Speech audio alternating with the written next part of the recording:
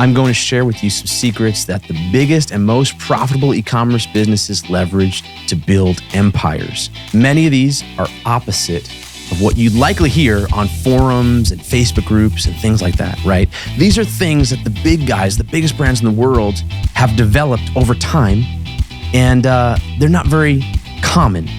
They're not very obvious, and I'm going to share them with you today. I've been working with e-commerce businesses, product-based businesses for well over 20 years. And I own several, and I've consulted with about 1,000 of them. And currently, we work privately with e-commerce businesses that are targeting $10 to $100 million of growth as their goal. Brands like Old Spice, brands like Tony Robbins, brands like Walmart. And today, I'm going to share 7 secrets that literally are the difference between success and mediocre results, or failure, or worse, failure and a giant waste of time. Because that's what ends up happening when you don't know the right levers to pull. The first secret, it's not about attribution. I could go on for hours about this little topic, right? But if you're worried about attribution, you're probably not the right size business, right? You're probably younger in your business journey. And I'm not trying to make you feel bad, but attribution is this thing that is sort of like the amateurs follow because they think it's the holy grail, but it's not. Attribution is not the key. It's about ad spend and marketing dollars as a ratio to revenue, right? The big guys, they know that they have to spend marketing dollars no matter what. All the small guys are worried about Facebook ads not being the right ad type. And, did this ad produce the right ROAS? And, is this channel creating ROAS on this channel? By the way, ROAS, go watch my video on ROAS, because ROAS is a compound metric and you shouldn't be looking at it as a judge for your marketing success anyway. But all that to say is, while everyone else is chasing their tails around trying to figure out what ad actually produced what sale, the big guys are looking at their marketing dollars and making sure that those marketing dollars are simply in the right ratio to revenue and that they're spending enough in the right places. And this means that no matter what the platforms do, and no matter if the platforms deplatform them, and no matter what the economic climate is, they always win because they look at it at a high level. They look at it as spend that needs to be applied into different channels to produce a result. It's not about being distracted by a Facebook ad type, or if this ad is working and this ad is not. Because ultimately, here's the deal. No one knows. Facebook is lying to you. Google is lying to you. They don't know. All right? So stop chasing attribution. It's not about attribution. It's about how much you're spending and where you're spending it and how much revenue is bringing in. That's the first secret. The big guys know that the rest of us don't. Number 2, brand is everything. While the other people are worried about my product has all these features and this other one doesn't, while you're worried about that, big guys are making sure that they are developing a brand, which is the feeling and the story that the customer wants to be a part of. They're developing a brand that will be their long-term moat, right? Their barrier to entry in business. It'll be the thing that will allow you not to compete with them. That's what the big guys are building, while you're worried about benefits and features of your products. And so while you're worried about trademarks, patents, IP, which, big guys care about, but it's really less of a moat, really doesn't keep competition out, they're building their brand as a moat, as a defense to any competition. So have you ever seen the same 2 types of products, right? And one may be way better than the other, in quotes, but the other one is selling better and with a bigger audience. Great example, like Rolex, right? Versus Timex. Timex has more features and benefits. It actually keeps better time. It has more functions. It's got all these different things. But get a Rolex Submariner, doesn't keep that great time. It doesn't have a lot of features, doesn't have a lot of benefits, and it's way more expensive. And you can't even buy it if you wanted to. One is building features and benefits. The other is building a brand that people want, a story that people want to be a part of. And that is the key. The big guys are focused on building a brand. And so you see this with Apple, you see this with Rolex, you see this specifically with Apple, with all the tech geeks all the time, right? Apple specs are much lower than other computers, right? If you are a tech geek, you kind of know that. Yet they're more expensive than other computers, and people line up to get them. This is because Apple still delivers on the experience, but they have built a brand experience that people want so badly to be a part of that the individual specs don't matter. And the only people that care about it are the people who are focused on the specs, the geeks, and that's not actually Apple's crowd. Apple builds a brand. It's not about features and benefits. It's about a story. It's about an experience. The third one, their revenue and their profit is actually predetermined. So you think that when they report at the end of the year, oh, we made this, we made that, that's just a surprise to them. It is not. Revenue and profit are predetermined. The results the big guys get are almost guaranteed. And it can be that way for you too if you adopt this philosophy. So the beauty of e-commerce is that it's just math underneath the entire thing. In fact, all business models are just math underneath the hood. And the big guys have their math dialed in, and they've crafted a product line that ascends a customer in a way that the customer keeps on buying, right? They start to buy, and then they buy the next thing, and the next thing, the next thing, the next thing, right? And it builds on itself. They develop products in line with their ecosystem and continually increase their customer lifetime value. So they don't just drop a new product because the founder had an idea. They develop products very strategically to go in line with their ecosystem so that their customers can continue to ascend and continue to stay and embed themselves within their brand ecosystem, which increases customer lifetime value.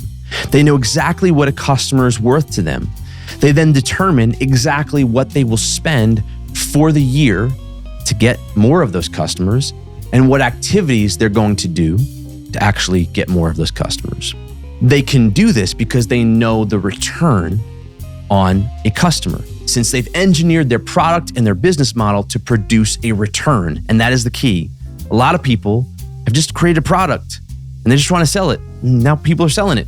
It's not that hard to sell dollar bills for quarters, right? And that's what a lot of people are doing. The big guys have engineered their product line and their business model to produce a return that is reliable. They then plan all of their promotions, all of their events, all of their activities that will actually be done for the entire year up front, while everyone else is saying, should we do a Valentine's Day sale in 2 weeks? Or what are we gonna do for Black Friday when it's October? The big guys have decided that all the way up front. And the reason that's important is from there, they know with pretty good certainty exactly what their entire year will bring in revenue. And since they have their product margins dialed in correctly, they know exactly what their profit margins are going to be. So they know what they're going to make.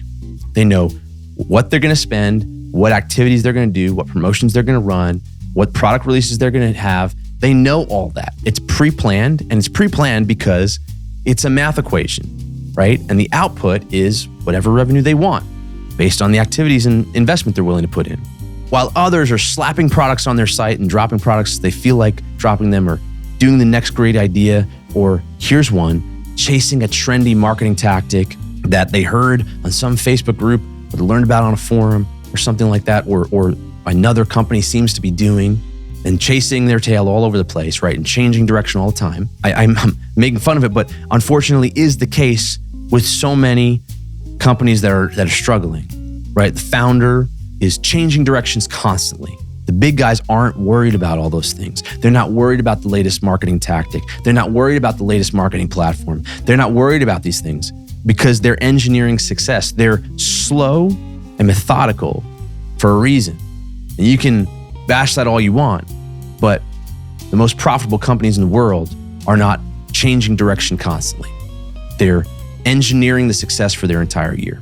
Fourth thing the big guys don't want you to know is an email is as good as a sale. It's as good as a customer because of all the above, because they've engineered a product line and an ecosystem and a marketing system and a brand and all these things.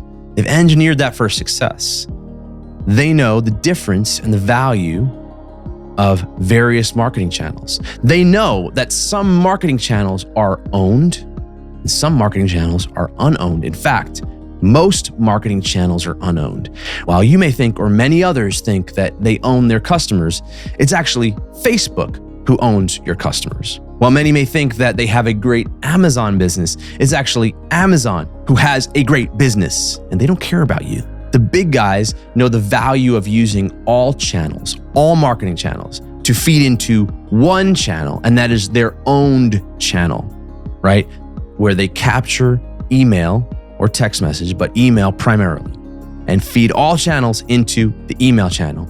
And they have a brand, and they have a product, and a product ecosystem, and an email marketing machine engineered to take someone from a subscriber to a long-term fan who buys from them again and again and again. So while others are marketing here and there, trying to get someone to buy on their first click, like Facebook ad to purchase, Facebook ad to purchase. While others are doing that, the big guys understand the objective is to get the email, to get the customer into their owned channel and play the long game of making that email, that potential customer, a long-term customer, and then a long-term fan.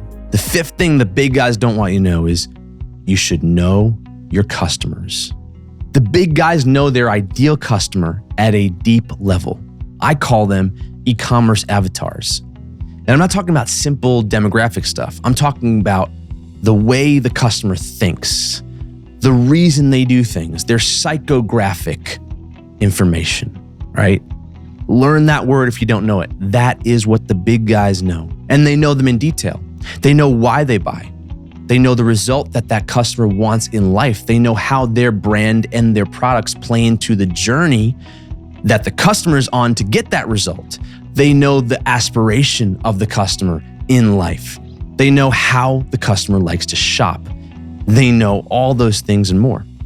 And they use these avatars to make all decisions, right? Whether it's product decisions, whether it's marketing decisions, whether it's design decisions, which means they don't make decisions based on what they want because they may not be their target customers. They being the founder, they being the boss, they being the CEO or the board.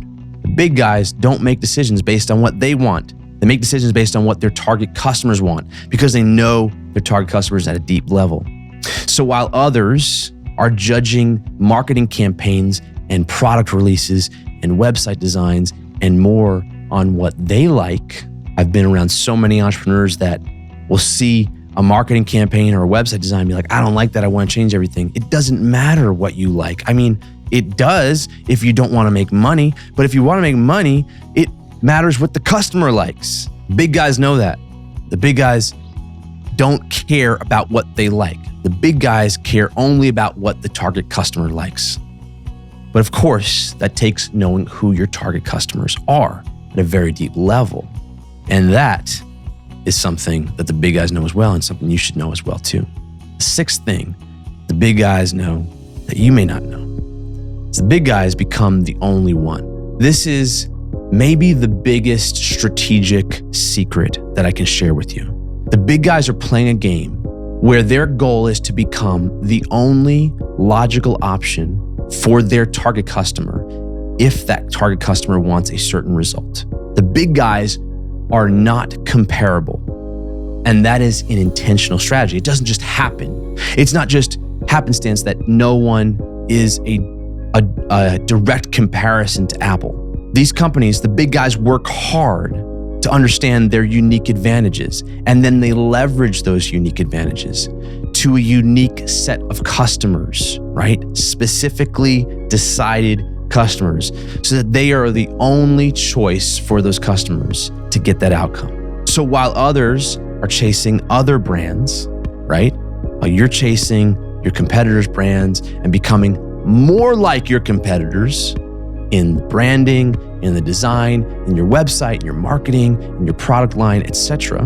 While you're doing that, the big guys understand that the goal is to become less comparable, to go the opposite way.